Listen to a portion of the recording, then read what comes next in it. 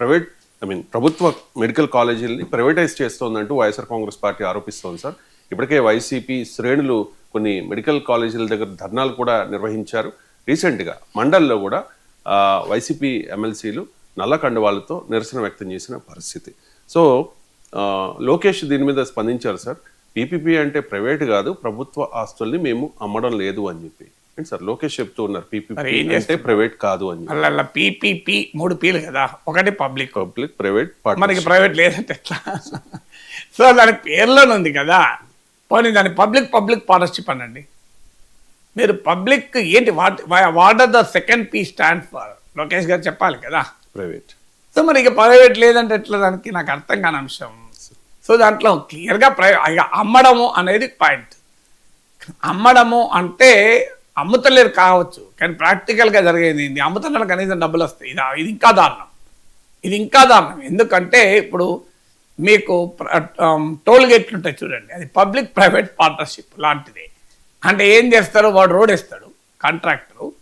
ఇక రోడ్ వేసి 40 ఏళ్ళు 30 ఏళ్ళు టోల్ వసూలు చేస్తూనే ఉంటాడు. ఆ రోడ్డుకి ఎంత ఖర్చు అయిందో మనకు తెలియదు. సో అసలు ఖర్చు ఎంతో తెలియదు, ఆన్ పేపర్ చూపెట్ట ఖర్చు ఎంతో తెలియదు, రాజకీయ నాయకులతో ఉన్న మిలాఖత్ మనకు తెలియదు, అసలు ట్రాఫిక్ ద్వారా తను పెట్టిన పెట్టుబడి ఎన్ని రేట్లు ఎక్కువ వచ్చిందో తెలియదు. మనం టోల్ కడుతూనే ఉంటాం కదా. ఇది మన public private partnership classic example కదా. మీకు ఇంకొక ఉదాహరణ చెప్తాను. ప్రభుత్వము ప్రైవేట్ ఆసుపత్రులకు భూములు ఇచ్చిన ఉదాహరణలు ఉన్నాయి. పేర్లు చెప్తే బాగుండదు, కానీ హైదరాబాద్ నడుబొడ్డులో కూడా ఉన్నది. మీరు కావాలంటే వెరిఫై చేయండి. గవర్నమెంట్ చీప్గా ల్యాండ్ ఇస్తుంది.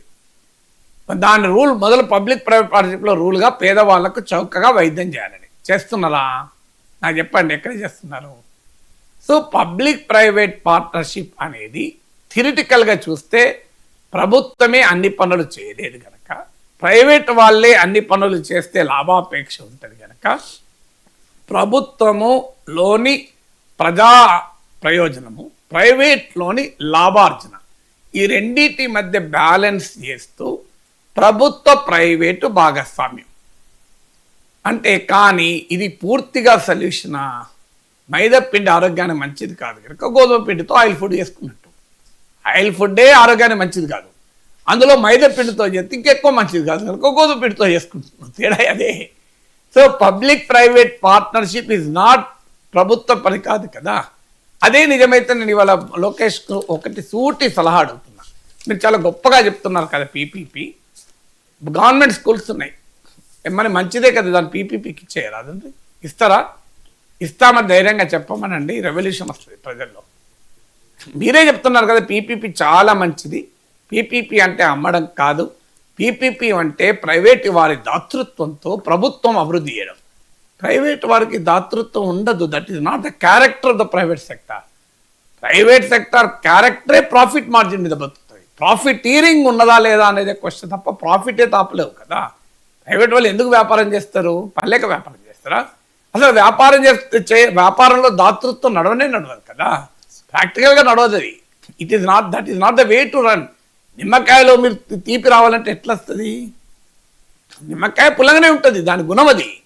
దాని పులుపులో ఉండే బెనిఫిట్ దానికి ఉంటుంది. ప్రైవేట్ వాళ్ళ బెనిఫిట్ లేదేమి అని నేను అంటలేను.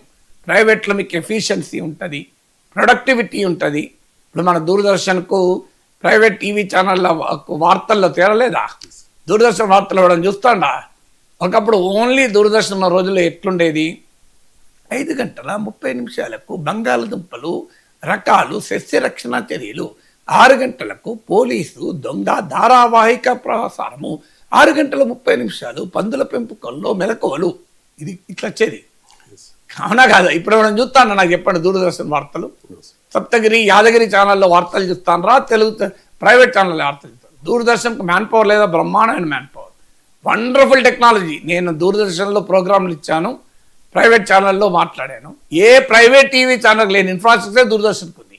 The best studio, talented man power, కానీ వర్కౌట్ అవుతలేదే. మీరు ప్రభుత్వము కొన్ని పనులు చేయలేదు. Governments are always not efficient. మీరు రైల్వే స్టేషన్లో, బస్ స్టాండ్లలో గవర్నమెంట్ మేనేజ్ టాయిలెట్లు చూడండి ఎట్లుంటాయో. మనం ఎలాగ ఆ లోపలికి అదే ఒక 5 రూపాయలు తీసుకొని ప్రైవేట్ వాడు పెట్టారనుకోండి, అప్పుడు నీకు దాని అడ్వాంటేజ్ అనుకుంటుంది. అంటే గవర్నమెంట్ అనేది ఇన్హరెంట్లీ ఇన్ఎఫిషియెంట్. ఎక్కడైనా మీరు చూడండి ఎందుకు ప్రజల కొరకు చేయడం వేరు, నా కొరకు చేయడం వేరు. ఇప్పుడు నాకు ఒక ప్రభుత్వ ఉద్యోగంలో పనిచేసినప్పుడు నేను 8 గంటలు డ్యూటీ చేస్తాను. అదే నా సొంత వ్యాపారం ఉందనుకోండి 15 గంటలు చేస్తాను, 16 గంటలు చేస్తాను. అంతే హ్యూమన్ టెండెన్సీలోనే ప్రాఫిట్ మోటివేట్స్. అంటే ప్రాఫిట్ అనేది నేరం కాదు, ప్రాఫిటీరింగ్ నేరం. అంటే లాభాల కొరకే అన్యాయం చేయడం నేరం, లాభాలు నేరం కాదు. లాభాలు ఎట్లా తప్పేమవుతుంది? ఇప్పుడు రియల్ ఎస్టేట్ కంపెనీ ఉంటుంది, ఇండ్లు కడతారు, వాళ్ళ ప్రాఫిట్ చూసుకొని అమ్ముతారు, నేరం అది. అదే లేకపోతే డెవలప్మెంట్ ఎట్లుంటుంది? కానీ 50 లక్షలు అయ్యే ఇల్లును ₹1,00,00,000 అమ్మి అడ్డవులుగా పరిస్థితి లాభాలు సంపాదించుకుంటూ నేరం. కానీ ఆ పరిస్థితి రియల్ ఎస్టేట్లో ఉండదు అనుకోండి, పోటీ ఎక్కువ ఉండడం వల్ల. ఉదాహరణ చెప్తున్నా, వ్యాపారం చేయడం నేరం కాదు, ప్రాఫిట్ అనేది నేరం కాదు, ప్రాఫిటీరింగ్ నేరం. Difference between privatization and commercialization అది. అందువల్ల ఏది ప్రైవేట్లో ఉండకూడదు అంటే కరెక్ట్ కాదు. చైనా లాంటి కమ్యూనిస్ట్ కంట్రీస్లోనే ఇలా పెద్ద ఎత్తున ప్రైవేట్ సెక్టర్ని ఎంకరేజ్ చేస్తున్నారు. ఇది మూర్ఖత్వం. ఇంకా మొత్తం గవర్నమెంట్లో ఉండాలి. అంతే, మన గవర్నమెంట్లో ఉన్నప్పుడు ఒకప్పుడు ఏముండే మన పరిస్థితి? ఒక ఫోన్ కావాలంటే 5 ఏళ్ళు 10 ఏళ్ళు మీకు ఎంపీ రికమెండేషన్ ఉంటుంది తప్ప ఫోన్ దొరకదు. మీకు ఎంపీ రికమెండేషన్ ఉంటుంది తర్వాత గ్యాస్ కనెక్షన్ రాదు. నాకు ఎంపీ రికమెండ్ చేస్తే ఫోన్ వచ్చింది ఫస్ట్. నాకు ఇప్పటికి గుర్తు, మా పెళ్ళప్పుడు ఒక మిత్రుడు ఎంపీకి కార్డు ఇచ్చాను. ఇచ్చి నేను కట్నాలు తీసుకోవడం లేదు, గిఫ్ట్లు తీసుకోవడం లేదు అన్నా. నేను ఛాలెంజ్ చేస్తాను, నేను ఒక గిఫ్ట్ ఇస్తాను నీకు, నువ్వు ఎట్లా తీసుకోవచ్చు చూస్తా అన్నాడు ఎంపీ. సార్ నేను ఎట్టి బస్సులో తీసుకోను సార్, దయచేసి ఏమనుకోకండి అని. నీకు నాకు ఛాలెంజ్ మిత్రమా అన్నాడు. ఏంటన్నా? చూడు, నేను నీకో కవర్లో గిఫ్ట్ పట్టుకొస్తా, నువ్వు రిజెక్ట్ చేసి చూస్తా అన్నాడు. అని వచ్చిండు. వచ్చి మా మ్యారేజ్ అయింది. అప్పుడే 5 నిమిషాల క్రితం నా జీవిత భాగస్వామి నాకు దక్కింది. ఆ కార్డు గిఫ్ట్ కవర్ తీశాడు. తీసి నాకు ఇవ్వలే, వెళ్ళి మా మేడంకి ఇచ్చి ఒకసారి ఓపెన్ చేసుకున్నామ్మా అన్నాడు.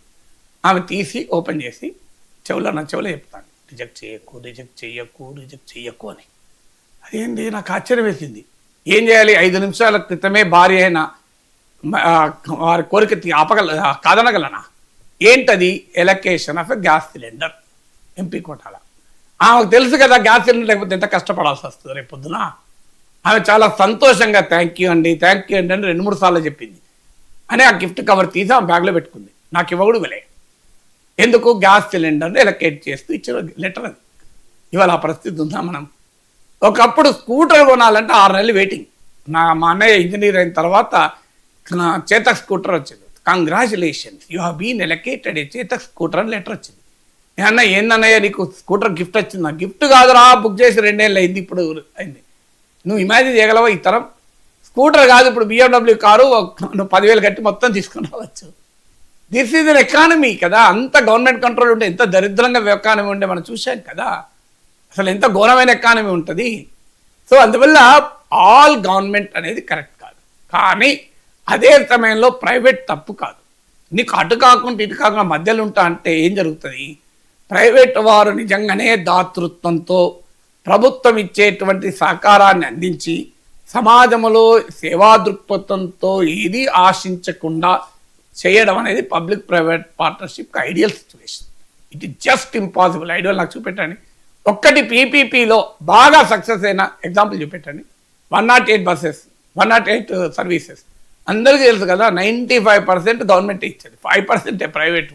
ఆ 5% కూడా రియాలిటీ ₹10 అయ్యేది ₹12 చూపెట్టి ప్రభుత్వం చేత 95% తీసుకుంటే వాస్తవంగా వీళ్ళు పెట్టేది ఏముండదు. This is how PPP runs మన ప్రపంచంలో, దేశంలో ఎక్కడైనా. So you do it in public sector, do it in private sector. Public సెక్టార్లో కొన్ని ఎడ్యుకేషను, హెల్త్, ట్రాన్స్పోర్టు, ఇవి పబ్లిక్ సెక్టార్లో ఉంటేనే ఎఫిషియెంట్గా ఉంటాయి. ఎందుకంటే ఇది లాభాలతో నడిచే రంగాలు కాదు. పిల్లల చదువుతో లాభాలు సంపాదించలేము, ప్రజల ఆరోగ్యంతో లాభాలు సంపాదించలేము, ప్రజా రవాణా లాభాలతో కాదు. సో సర్టెన్ సెక్టార్స్లో ఖచ్చితంగా గవర్నమెంటే ఉండాలి, సర్టెన్ సెక్టార్లో ఖచ్చితంగా ప్రైవేటే ఉండాలి. మనకు అన్ఫార్చునేట్లీ ఏంటంటే గవర్నమెంట్ ఉండాల్సిన చోట ప్రైవేట్ వాళ్ళకి అప్పచెప్తాం, ప్రైవేట్ వాళ్ళు ఉండాల్సిన చోట గవర్నమెంట్ వచ్చి అనవసరంగా నాశనం చేసి పెడుతుంది. గవర్నమెంట్ చేయాల్సిందేమో ఎఫిషియెంట్గా చేయదు, ప్రైవేట్ వాళ్ళకి ఇస్తుంది. ప్రైవేట్ వాళ్ళని పనిచేయనీయకుండా కొన్నిట్ల గవర్నమెంట్ దూరి అనవసరంగా ఇబ్బందులు పెడుతుంది. అందువల్ల have a honest debate. Public private partnership వల్ల నిజంగా ప్రజలకు ఏ రకంగా లాభం కలుగుతుంది, ఉచితంగా ఆ వైద్య కళాశాలల అనుబంధ ఆసుపత్రుల్లో చికిత్సలు దొరుకుతాయా చెప్పండి? ఉచితంగా దొరుకుతాయి. ఉచితంగా దొరకనప్పుడు, ఉచితంగా అయితే ప్రైవేట్ వల్ల లాభం రాదు, డబ్బులు తీసుకుంటే ప్రజల మీద భారం. రెండిట్లో ఏదో ఒకటి అవుతుంది కదా. రెండు కాబట్టి ఎట్లా ప్రైవేట్ వారు తీసుకుంటారు, లాభాలు లేకపోయినా ఉచితంగా సేవలు అందిస్తారంటే అది ప్రాక్టికల్గా జరుగుతుందా నాకు చెప్పండి? Thank you so much sir. చాలా అంశాలకు సంబంధించి చాలా డీటెయిల్డ్గా విశ్లేషణ అందించినందుకు. ఇది ఇవాల్టి నమస్తే.